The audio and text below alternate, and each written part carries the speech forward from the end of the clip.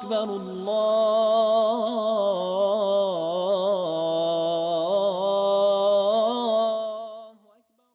We are now basically above the seventh heaven. He has met all of the prophets, including Ibrahim alayhi salam, and now he proceeds onwards above this.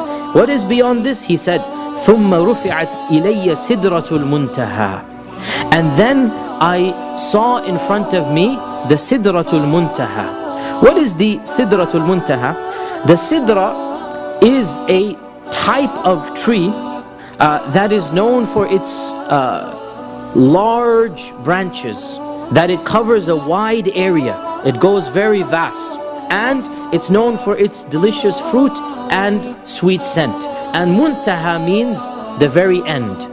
So the Sidra at the end, this is how it translates into Sidratul Muntaha, the Sidra at the very end. In English, this is called the lote tree. It's called the lote tree. In English, this is the translation. And then I was told, هذه Sidratul Muntaha. In other words, he's seeing this tree, and then he is informed by Jibreel, this is the Sidratul Muntaha. We have very little information about the Sidratul Muntaha. All that we know, this is the last thing that the Prophet ﷺ saw before he went above to meet Allah subhanahu wa ta'ala. This is the final. And there are other things as well that we don't know, because Allah has said, when the tree was enveloped by what it was enveloped by, the eyes of the Prophet ﷺ did not move beyond that, nor did they go astray, meaning he absorbed this beautiful sight, right? And this is when he said that the Baytul Ma'mur is a house, a Kaaba similar to the Kaaba. And in one hadith he said, it is above the Kaaba on this earth, such that if it were to fall down, it would land on the Kaaba. It would land on this Kaaba. So there is a Bayt that is in the heavens, like there is a Bayt that is on this earth. And this is when he said every day 70,000 angels enter it, never to return. And this has been happening since Allah created it until the Day of Judgment. 70,000 angels on a daily basis, and they never repeat ever again between any two angels. And if you do the math after a while, your mind starts boggling away. How many angels are there? And it's, of course, as Allah says, only Allah knows the quantity of angels. And then he saw Jibreel alayhi salam in his original form. He saw Jibreel alayhi salam in his original form, and he described him in many ahadith. One of them, Sahih Bukhari, he said, له 600 جناح. Jibreel had 600 wings. قد سد الأفق. He blocked the entire horizons. And he said in another hadith in At-Tabari, he says that from the feathers of Jibreel's wings, pearls and corals were dripping. So again, these are not static creatures, neither Sidrat al-Muntaha nor Jibreel, that there is this mystical reality to them, that from his feathers, so Jibreel has feathers, and Jibreel has 600, and that is the maximum number. Allah says in the Quran, most of the angels, Allah says, 2 or 3 or 4 wings, right? But Jibreel alayhi salam, in this hadith we learn he has 600 wings, because he is the most chosen of the angels of Allah, and he has been preferred over all of the other angels.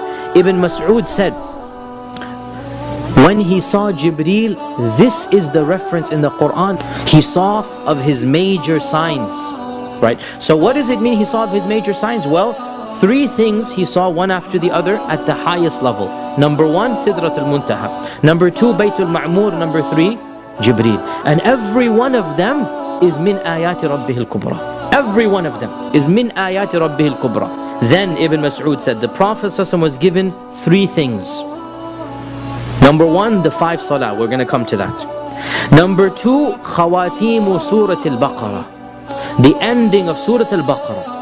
And number 3, Allah promised him that whoever worshipped him from his ummah without doing shirk, that he will be forgiven and caused to enter Jannah. This was a promise, a gift that Allah gave.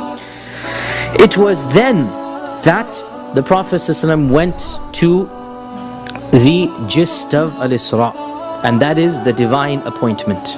That is the divine presence of Allah subhanahu wa ta'ala. In Sahih Bukhari, the Prophet ﷺ says, ثُمَّ عُرِجَ بِي حَتَّى ظَهَرْتُ لِمُسْتَوًا أَسْمَعُ فِيهِ صَرِيفَ الْأَقْلَامِ.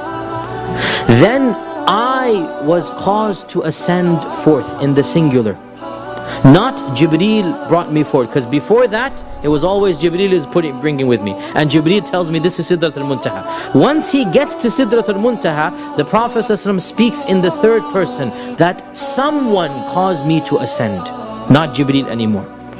And I rose to a level where I could hear the pen writing. Now, what is the pen and who is the writer?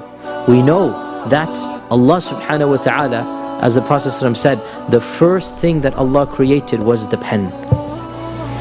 أول شيء خلق الله تعالى القلم. And then Allah told the pen, uktub. So the pen asked Allah, what should I write? And Allah said, write everything that will happen until the end, until Yawm al-Qiyamah. Write everything. So the pen is being written directly by the command of Allah. There is no scribe doing the writing. The pen is a creation of Allah that is doing the writing. And the Prophet ﷺ is saying, I rose to a level where I could hear the pen being inscribed. Allahu A'lam, we can assume from this that the Prophet ﷺ rose beyond the Sidrat al-Muntaha alone. Who else is there in this audience other than the owner of the throne and the one who tells the pen to write? So this was an elite audience, the likes of which we don't know ever occurred with any other being, any other creature.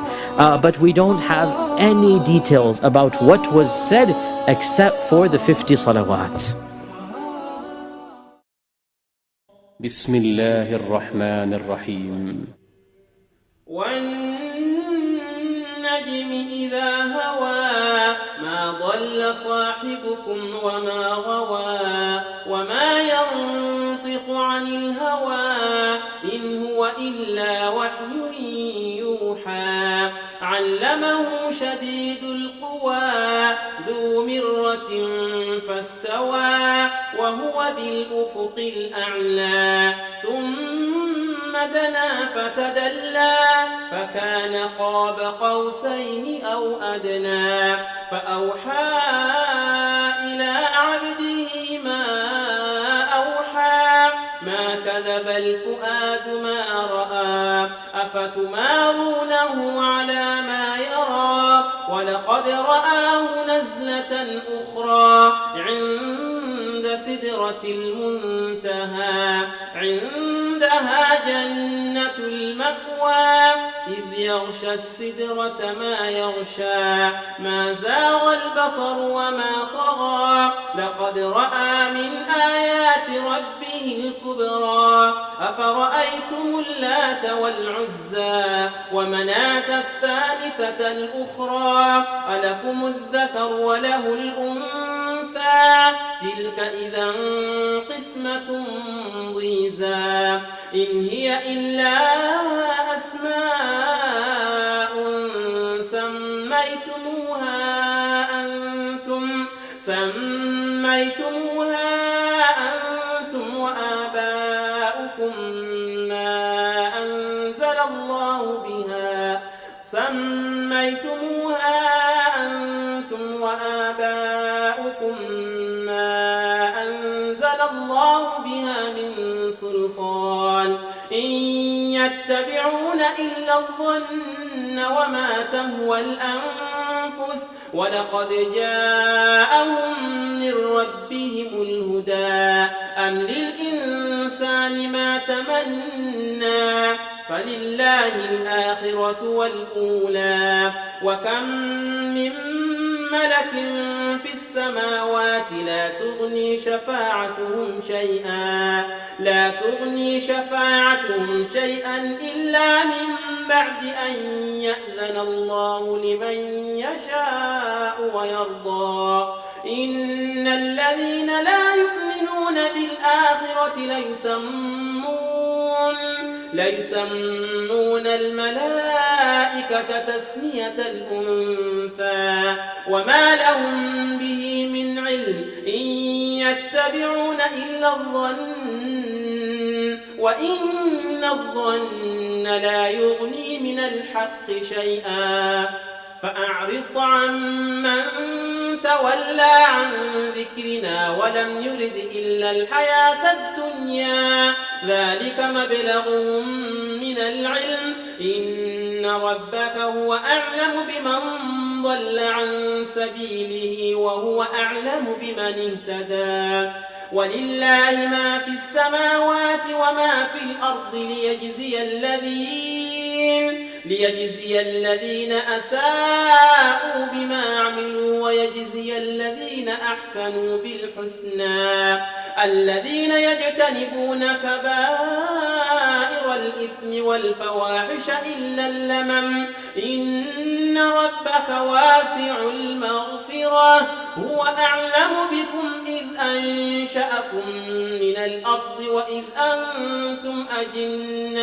وإذ أنتم أجنة في بطون أمهاتكم فلا تزكوا أنفسكم هو أعلم بمن اتقى